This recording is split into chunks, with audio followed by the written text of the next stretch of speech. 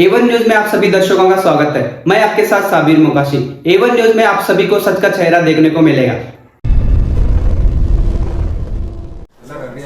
ಈ ಪತ್ರಿಕೆಗೋಷ್ಠಿಗೆ ಆಗಮಿಸಿರ್ತಕ್ಕಂಥ ಎಲ್ಲ ಮತ್ತು ಪ್ರಿಂಟ್ ಮೀಡಿಯಾ ಹಾಗೂ ಎಲೆಕ್ಟ್ರಿಕಲ್ ಮೀಡಿಯಾ ಎಲ್ಲ ಮಾಧ್ಯಮ ಪ್ರಮುಖರಿಗೂ ಹೃದಯಪೂರ್ವಕವಾದ ಸ್ವಾಗತವನ್ನು ಕೋರುತ್ತಾ ಈಗ ಈ ಒಂದು ಪತ್ರಿಕಾಗೋಷ್ಠಿಯನ್ನು ನಮ್ಮ ವಿಜುಗೂಡ ಎಸ್ ಪಾಟೀಲ್ ಜಿಯವರು ನಡೆಸಿಕೊಡ್ಬೇಕಂತ ಮಾಧ್ಯಮದ ಎಲ್ಲ ಹಿರಿಯರೇ ಆತ್ಮೀಯ ಸ್ನೇಹಿತರೆ,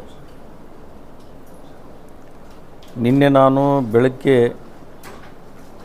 10 ಗಂಟೆಗೆ ಒಂದು ಪತ್ರಿಕಾಗೋಷ್ಠಿಯನ್ನು ನಾನು ಮಾಡಿದೆ. BLD ಮೆಡಿಕಲ್ ಕಾಲೇಜಿನಲ್ಲಿ ನಡೀತಕ್ಕಂಥ ಒಂದು ಘಟನೆ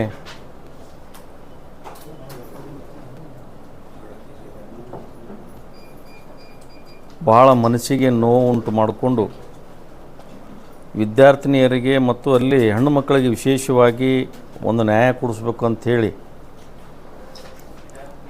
ಅವ್ರ ತಂದೆ ಜೊತೆ ನಾನು ಮಾತಾಡಿ ಮತ್ತು ನಾನು ಪತ್ರಿಕಾಗೋಷ್ಠಿಯಲ್ಲಿ BM ಪಾಟೀಲ್ ಮೆಡಿಕಲ್ ಕಾಲೇಜಿನಲ್ಲಿ ನಡೀತಕ್ಕಂಥ ಅನೇಕ ನನ್ನ ನಜರಿಗೆ ಬಂದಿದ್ದು 3-4 ಪ್ರಕರಣಗಳು ನನ್ನ ನಜರಿಗೆ ಬಂದಿದ್ದು ಕೇಳಿದ್ದೆ ನಾನು. ಆದರೆ ಯಾರೋ ಪಾಲಕರು ಬಂದು ನನ್ನ ಮಗಳಿಗೆ ಹಿಂಗಾಗ್ಯದ ಅಂಥೇಳಿ ಯಾವ ಪೊಲೀಸ್ ಸ್ಟೇಷನ್ನಲ್ಲಿ ಕಂಪ್ಲೇಂಟ್ ಕೂಡ ಕೊಟ್ಟಿರಲಿಲ್ಲ.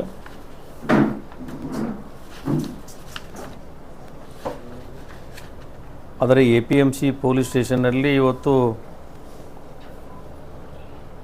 ಚಂದ್ರಶೇಖರ್ ರೆಡ್ಡಿ ಅಂತಕ್ಕಂಥ ಒಬ್ಬ ಅಧಿಕಾರಿ ತನ್ನ ಮಗಳಿಗೆ ಆಗ್ತಕ್ಕಂಥ ನೋವಿನಿಂದ ಒಂದು APMC ಪೊಲೀಸ್ ಸ್ಟೇಷನ್ನಲ್ಲಿ ಕಂಪ್ಲೇಂಟ್ ದಾಖಲೆ ಆಗಿ FIR ಕೂಡ ಆಗಿದೆ. ಅದನ್ನು ನಾನು ಮುಂದಿಟ್ಟುಕೊಂಡು ಈ ಮಕ್ಕಳಿಗೆ ಈ ರೀತಿ ಆಗಬಾರ್ದು ಅಂತಕ್ಕಂಥ ಒಂದು ನೋವಿನಿಂದ ಪತ್ರಿಕಾ ಹೇಳಿಕೆಯನ್ನು ನಾನು ಕೊಟ್ಟಿದ್ದೆ.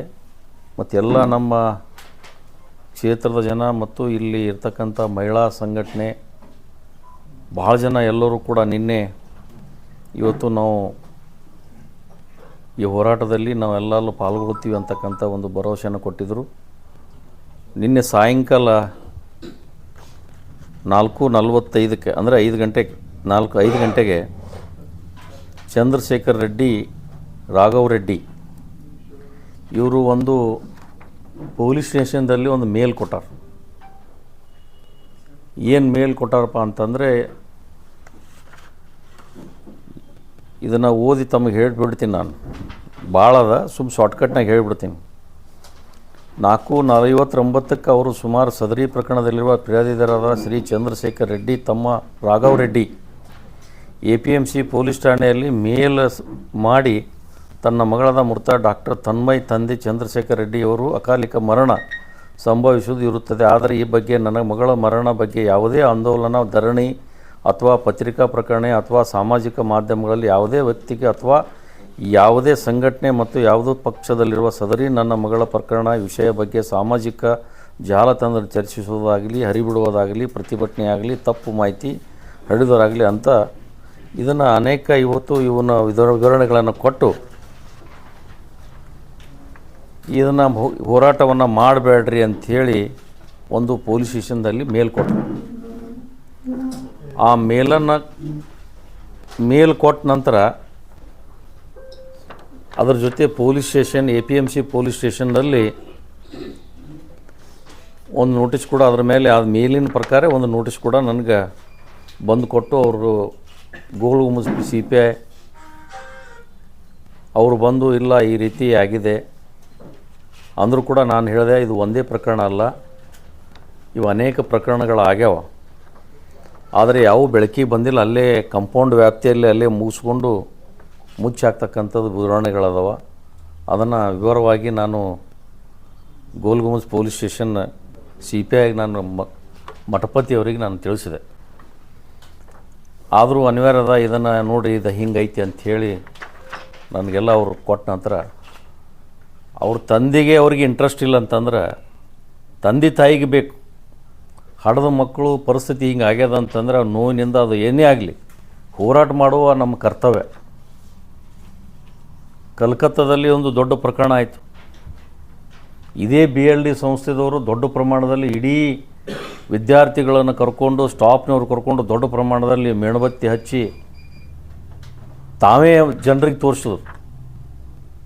ಆದರೆ ಈ ಇಂಥ ಪ್ರಕರಣದಲ್ಲಿ ಸಂಸ್ಥೆಯರೇ ಕೂತ್ಕೊಂಡು ಈ ರೀತಿ ಈ ಪ್ರಕರಣ ಆದರೂ ಕೂಡ ಅದಕ್ಕೆ ಯಾವುದೇ ಅವ್ರಿಗೆ ನ್ಯಾಯ ಕೊಡಿಸ್ತಕ್ಕಂಥ ಕೆಲಸ ಮಾಡಬೇಕಾಗಿತ್ತಲ್ಲ. ಅವ್ರು ಮಾಡೋದು ಬಿಡೋದು, ಹೋರಾಟ ಮಾಡೋದು ಅವ್ರ ತಂದೆ ತಾಯಿಗೆ ಬಿಟ್ಟು ವಿಷಯ. ನಮ್ಮ ಮಗಳಿಗೆ ಅನ್ಯಾಯ ಆಗ್ಯದ, ನೀವು ನ್ಯಾಯ ಕೊಡಿಸ್ರಿ ಅಂತಕ್ಕಂಥ ಒಂದು ನ್ಯಾಯದ ಹೋರಾಟ ನಾವು ಹಮ್ಮಿಕೊಂಡಿದ್ದೆವು. BLD ಸಂಸ್ಥೆ ಮುಂದೆ ಇವತ್ತು ನಾನು ಇತಿಹಾಸದಲ್ಲಿ ಯಾರೂ BLD ಮುಂದೆ ಮಾಡಿರಲಿಲ್ಲ. ಆದರೆ 11ರಿಂದ 12 ಗಂಟೆ ನಾನು BLD ಸಂಸ್ಥೆಯಿಂದ ನಾನು ಹೋರಾಟ ಮಾಡ್ತೀನಿ ಅಂತ ಹೇಳಿದ್ದೆ. ಇವರೆಲ್ಲರ ಹೇಳಿಕೆ ಪ್ರಕಾರ, ತಂದೆ ತಾಯಿ ಹೇಳಿಕೆ ಪ್ರಕಾರ ನಾನು ಅದನ್ನು ಹಿಂದೆ ಪಡೆದಿದ್ದೀನಿ. ಇದನ್ನು ನಂದೊಂದು ವಿನಂತಿ ಏನಪ್ಪ ಅಂತಂದ್ರೆ, ಈ BLD ರ್ಯಾಗಿಂಗ್ ಆಗೋದು, ಹೆಣ್ಣು ಮಕ್ಕಳು ಎಷ್ಟೋ ಜನ ಹೋಗ್ಯಾರ ಅಲ್ಲಿ, ಅದನ್ನು ಹೆಸರುಗಳನ್ನು ಆ ಪಾಲಕರು ಮುಂದೆ ಬರಬೇಕು. ಮಕ್ಕಳಿಗೆ ನಾವು ಕಲಿಸ್ತೀವಿ ಅಂದರೆ ಯಾವುದೇ ಶಿಕ್ಷಣ ಸಂಸ್ಥೆಯಲ್ಲಿ ನಾವು ಇವತ್ತು ಶಿಕ್ಷಣ ಕಲಿಸಂಗಿಲ್ಲ. ಇವತ್ತು ಕಡುವು ಬಡವರು ಇದ್ರೂ ಸದ್ಯಕ್ಕೆ ಮೆಡಿಕಲ್ ಕಾಲೇಜಿಗೆ ಇವತ್ತು ಮೆಡಿಕಲ್ ಕಲಿಸ್ಬೇಕಾದ್ರೆ ಎಷ್ಟೊಂದು ಲಕ್ಷಾಂತರ ರೂಪಾಯಿ ಕೊಟ್ಟು ಮಕ್ಕಳಿಗೆ ಕಳಿಸ್ತಾರೆ.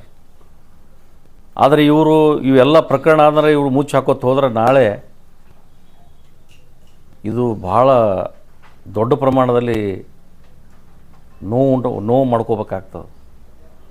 ಅದಕ್ಕೆ ನಾನು ಇಷ್ಟೇ ನಂದು ವಿನಂತಿ ಅದ, ಈ ಕೇಸ್ಗಳನ್ನದ ಇವತ್ತು ಏನು BLD ಮೆಡಿಕಲ್ ಕಾಲೇಜ್ ಇರ್ಬೋದು, ಆಲಿಮಿನ್ ಮೆಡಿಕಲ್ ಕಾಲೇಜ್ ಇರ್ಬೋದು, ಯಾವುದೇ ಪ್ರಕರಣ ಇರ್ಬೋದು, ವಿಶೇಷವಾಗಿ ನನ್ನ ನಜರಿಗೆ ಬರ್ತಕ್ಕಂಥದ್ದು BLD ಮೆಡಿಕಲ್ ಕಾಲೇಜ್.